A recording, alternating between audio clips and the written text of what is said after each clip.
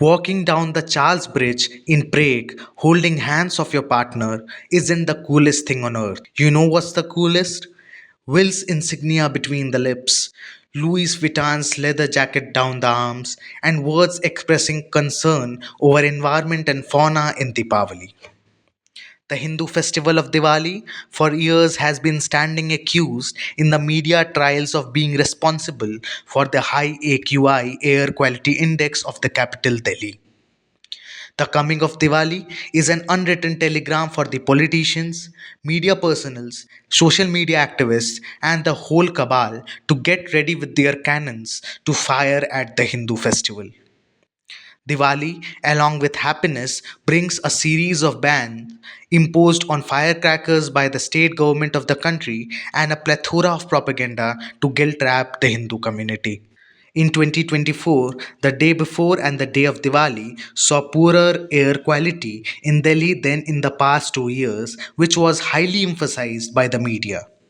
Yet, interestingly, by the morning after Diwali, pollution levels were the lowest recorded post Diwali since 2015, except for 2022, which the media either failed to report or intentionally overlooked.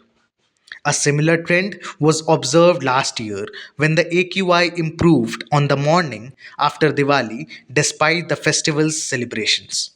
This raises a critical question. Should Diwali be blamed for Delhi's increasing AQI? Or should more focus be placed on other significant contributors to the city's poor air quality? Stubble burning, which spikes in North India during this season, has been identified repeatedly by environmental researchers as a major cause of severe air pollution, alongside vehicle emissions and industrial activity.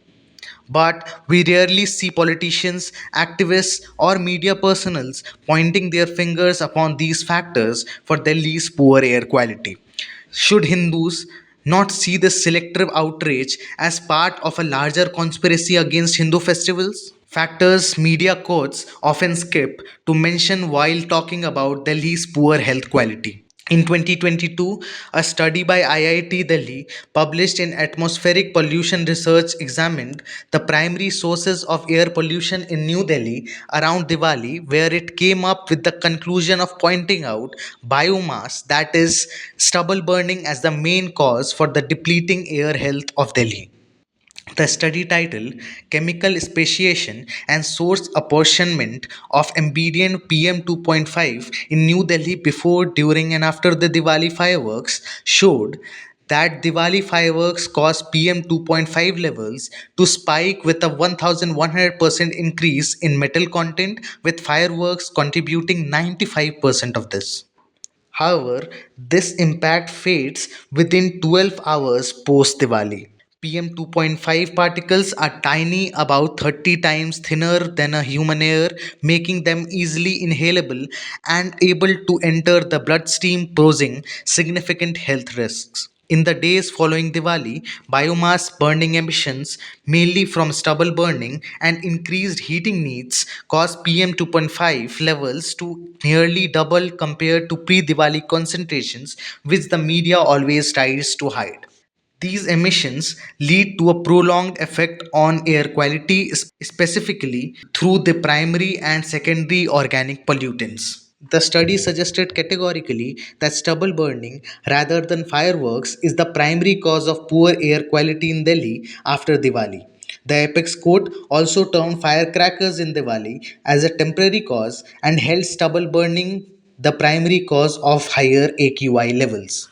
Stubble burning, even though it is the main cause of the deteriorating air health of Delhi, rarely gets any blame. While everyone was busy pointing fingers at Diwali, stubble burning was silently getting its work done in impacting the AQI in the worst way possible. On 31st of October, on the day of Diwali, Punjab reported 484 stubble burning cases, which is the highest number of cases in a single day in 2024. Data from the Punjab Pollution Control Board indicates that the total number of stubble burning incidents in the state this year has risen and is now close to 3,000. On the day of Diwali, Sangrur reported the highest number of stubble burning cases among all districts in Punjab with 89 incidents. Firozpur followed with 65 cases and Mansar followed with 40 cases. The contribution of stubble burning to PM 2.5 levels rose sharply on Diwali day, increasing from 2.5% the day before to 27.61%. Diwali is often viewed as an opportunity to increase stubble burning as it tends to go unnoticed as every angry eye will turn towards the Diwali celebrations. In 2024, Delhi experienced poorer air quality on the day before and the day of Diwali compared to the previous 2 years. However, by the morning after Diwali, pollution levels were the lowest recorded post Diwali since 2015, with the exception of 2022. The low pollution level after the day of Diwali could be attributed to the absence of deep winter inversions conditions and the presence of reasonable wind speeds, which contributed to natural ventilation. This explains the significant role of climatic conditions in influencing the pollution rate in an area which people often ignore. We all know that warm air is lighter than cold air, so naturally, warm air rises and disperses pollutants. As it rises, it cools down, and you are familiar with the condensation process that leads to rain. However, during thermal inversion, this process is reversed. In conditions of thermal inversion, warm air, which normally moves upwards and cools, forms a layer above cooler air instead. This creates a kind of virtual lid that traps the cooler air beneath it, preventing it from rising and mixing. Since the heavier cool air gets trapped, it can't rise. Remember, heavier things tend to stay lower rather than rise. This lack of mixing hinders the dispersion of pollutants, leading to poor air quality and sometimes smoke. Now, the question is what conditions lead to thermal inversion and the formation of this lid of warm air? Thermal inversion typically occurs during clear nights in mountainous regions and under high pressure systems. Clear nights, the ground cools quickly after sunset, and the air close to the ground cools more rapidly than the air above it, creating a layer of warm air above the cooler air. Similarly, in valleys, cool air sinks to the bottom while the warm air from the surrounding hills or mountains remains above, trapping pollutants below. The media and the social media activists often ignore the role of climatic conditions or thermal inversion while writing hard pieces portraying Diwali as the villain. Diwali usually comes in October or November, which falls under the winter season. The presence of deep winter inversion conditions and absence of reasonable wind speeds does not contribute to natural ventilation. Moreover, the dramatic rise of stubble burning during Diwali contributes to the increase of AQI. The Green Revolution of the late 1960s and 1970s did wonders for India and made the nation self sufficient in food production. But along with the wonders, it also introduced severe environmental challenges. The use of high yield crops and mechanized farming with combine harvesters led to the issue of sharp stubble left behind after harvests.